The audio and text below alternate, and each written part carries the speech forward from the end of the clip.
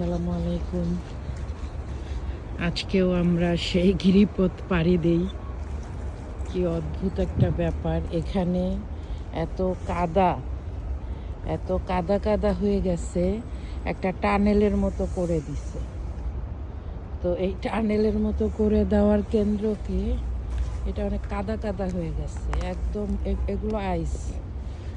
তো এখনো এই পরিস্থিতিতেই আমরা আছি। যদি এখানে পাড়া দিয়ে পার হই, যাদের পিচ্ছিল জুতা, আমারটা ঠিক আছে, তখন পিছলে পড়ে যাবে। তো এই গিরিপথ দিয়ে আর বরফগুলো একটু একটু গলে, আর এই যে পানি তৈরি হয়। তো কি যে একটা অবস্থা এখনো, এটা বলে বোঝানো যাবে না। তো প্রতিদিন জব থেকে আসা যাওয়ার সময় এই জায়গা দেখে মনে হয় এটা আর কতদিন, এইভাবে আর কতদিন। তো পুরা শহর এখনো এইভাবেই আছে। এগুলো তো নিজে নিজে গলে যখন শেষ হয়ে যাবে, তখনই আমরা নিস্তার পাব। একদম পাথর হয়ে গেছে। অনেক দিন পর আজকে আমাদের ওয়েদার 0, কখনো -1, কিন্তু 0 বেশি। অনেক দিন পর সূর্য একটু উঁকি দিচ্ছে।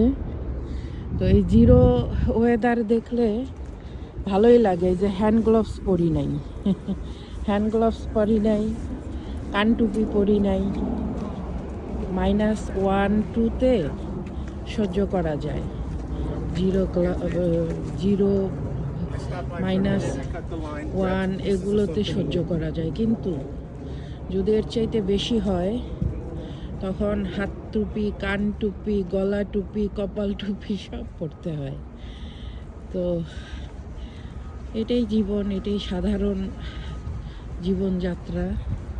দেখেন এখানে আবার এখানে পাশেই একটা স্টেক হাউস। এখানে কি সুন্দর ওদের আইস কিউবগুলো ফেলে দিছে, রাত্রেবেলা কাজ শেষে এগুলো ফেলে দিছে। প্রাকৃতিক বরফ আর মানুষের তৈরির আইস কিউব, দেখেন পার্থক্য দেখেন। এই হলো অবস্থা।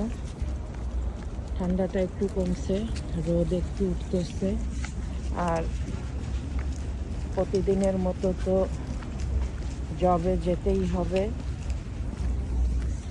সব মিলায়ে সবাই ভালো থাকবেন, সুস্থ থাকবেন, আমাদের জন্য দোয়া করবেন। আল্লাহ হাফেজ।